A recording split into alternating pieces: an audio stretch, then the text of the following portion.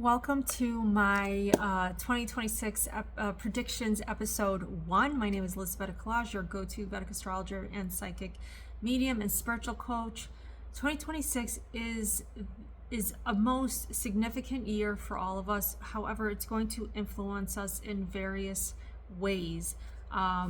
If you want to know more about how it's going to personally impact you, and if you're looking for an accurate consultation, go to astrodevi.com and book a session there where you can discover what awaits for you in 2026. FYI, I'm having a 30% off sale off all of my consultations until January 1st, so you could book your session either online at astrodevi.com or you could DM me at astrodevi333. Now, the Saturn-Neptune conjunction is taking place at 6 degrees in Pisces in Uttara Bhadrapada. It's a rare transit. Keep in mind I'm using Vedic sidereal astrology and not the Western tropical system. And in order for you to learn and really comprehend the gravity, the impact of that this conjunction is going to take place, I'm going to explain the following. First, understand Pisces is a natural ruler is a natural 12th house of the zodiac. It rules the subconscious mind, sexual activities, endings, spirituality, confinement, escapism. Saturn rules land, trusts, government, cattle, restrictions, limitations, endings, old age, and death. Neptune rules oil, gas, water, prescription, poisons, illegal drugs, alcohol, films, photography, movies.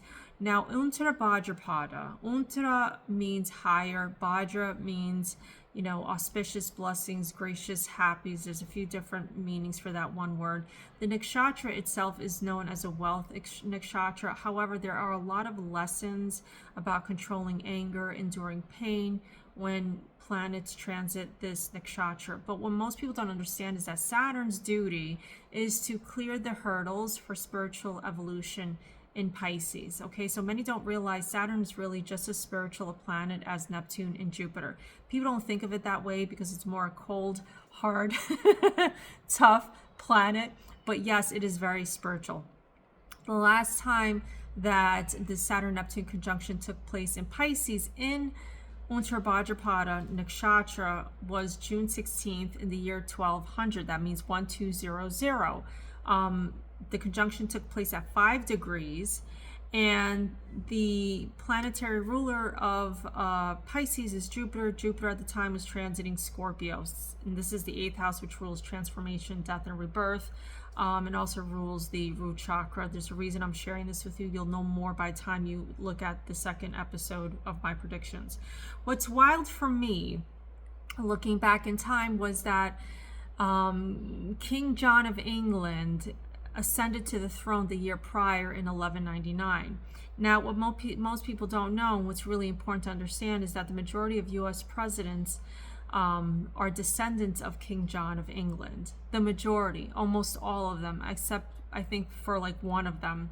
And that to me is super profound, because what it also tells me, and what I firmly believe, is that there is now going to be a new majority of presidents from a new bloodline happening in the USA, and it's going to continue. This bloodline is going to continue in new countries that are created after the USA breaks apart, which will happen in the future. Don't ask me when, because I don't want to go into it. Now, it's interesting because I did mention this, I don't know if this was a year or this was a few years ago when I did my Pluto return in the USA Instagram video. I did talk and I did say that there was a new bloodline coming to rule the USA, and it will be seen in the president. So yeah, it's pretty interesting to see, this coming around again. So without going into too much detail, I do want to recap the biggest takeaway for the year 1200, and that was that the world was on the edge of a massive consolidation and conquest, in terms of old systems were standing still and new empires were quietly assembling pieces that were soon going to reshape the history of the world. And at the time, within one generation, the Mongols would dominate Eurasia, and Europe was forced into a legal reform and global trade at the time was becoming a lot more intensified dramatically. Now, the next time we have the Saturn-Neptune conjunction in Pisces was March 27th, 1703. But this time it was in Revati Nakshatra, which makes a difference, right? Jupiter at the time was transiting Aries and Taurus and also Pisces. And that year, the world saw important military, legal, cultural developments, across Europe and other continents, which was huge, including a lot of war actions, a lot of social changes taking place at the time. To give further context, the last Saturn-Neptune conjunction that took place in our lifetime was in Sagittarius in Purva Ashada, which took place on November 13th, 1989. You may be familiar with that date because around that time was when the Berlin Wall came down in Germany. Now, what else took place was the Velvet Revolution took place, communist government resigned, and Václav Havel became president of the Czech Republic. We had Bulgaria's communist leader Todor Zhivkov being removed from power. Poland began its first non-communist government that was operating at the time. The Cold War power structures were collapsing also that year. So now you kind of get the gravity of what this conjunction has done in the past. And now I want to share with you what this Saturn-Neptune conjunction on February 20th, 2026 is going to do for us. Again, it's in Pisces. It's in Uttara Bhadrapada Nakshatra. This is a very rare situation. And I'm going to start with the mundane predictions for this transit.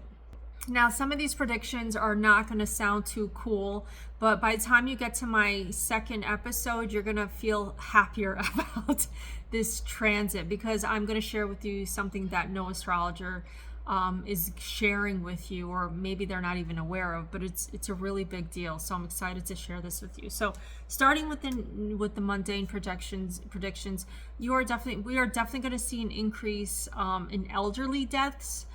There's going to be poisoning and mass deaths of livestock, even poisoning of people. There's going to be a spread of cattle disease or some kind of cattle virus. There's going to be mass food poisoning or poisoning of livestock. We will see oil spills in bodies of water or near water. There'll be gas poisonings of livestock and humans. There's going to be changes to the age of retirement. There's going to be long-term changes to Social Security. And there's going to be new warfare now using holograms. I don't think anybody's talking about that, but I'm sharing that here. There's going to be exposure of Social Security fraud in the government. There's also going to be mass floods taking place. There's also going to be filmmakers and production companies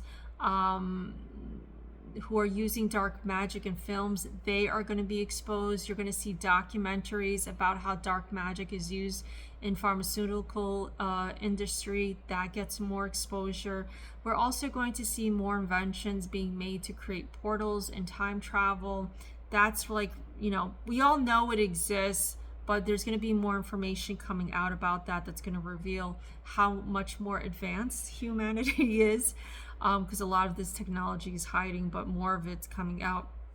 Now, one of the things that is concerning for me is there's going to be limiting water sources. That is concerning to me. However, I feel like it's more gatekeeping taking place, not so much we're running out of water. I feel and see there's plenty of water, but there is an agenda to withhold water, limiting it to the public. So you're going to see a lot of water prices increasing in 2026. The same is being said for oil and gas. I feel like there's a lot of gatekeeping taking place in the oil industry, gas industry, and as a result, the prices are going to increase. But I also see that there are car companies looking to invent vehicles that can run without gas or electricity by using other sources and other materials.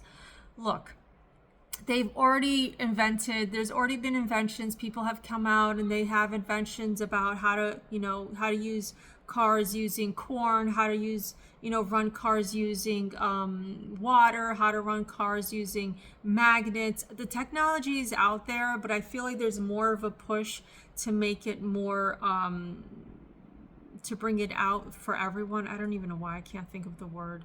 Honestly, these transits are like effing with my vocabulary, my mind. So, but I'm saying where where it'll be accessible to the mass. That's what I'm trying to get at. So thank you for bearing with me. I also see there's technology that's being developed and going to be revealed where you can actually see the soul leaving the body. That's fascinating to me. Also, there's what was coming to mind is some hidden grid is being exposed. I have no idea what that means, but it kept popping up when I was writing these predictions down. We are going to see a rise in mysticism and spirituality, which is going to be interesting. More and more people are going to be returning to paganism, but in its truest form, meaning like where people are more aligned with respecting the earth, the stars, the sun, the moon, the way of life with nature, being aligned with the earth and nature and this sort of way of life. The other thing that I'm seeing is that there's going to be events in 2026 that are going to mark the beginning of the decline of organized religions as we know it today. And I'm talking about Catholicism, Judaism, Islam. More and more people are becoming disenchanted with these religions. And so because of these events taking place, you're going to see a lot less support of these religions as a result of events taking place in 2026. There's also going to be the dissolving of old programmings and old structures. I'm going to talk more about this in the next episode, more specifically what I mean. So do tune in for episode 2. There's definitely going to be a lot more release of criminals from prison. There's going to be major reforms in prison. There's going to be major reforms in hospitals taking place in 2026. I'm also seeing some kind of pilgrimage being made, to new destinations where there's like apparitions happening and apparitions taking place, and I'm talking about, think of like, Our Lady of Fatima, think of like Medjugorje, those kind of apparition situations taking place in 2026. I'm also seeing it's not so much of discovering what the pyramids are really for. It's more about turning a pyramid on, taking place in 2026.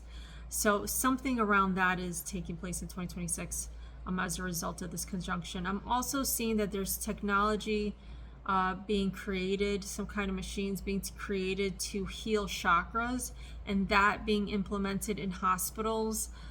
That I can't wait to see. That's interesting to me.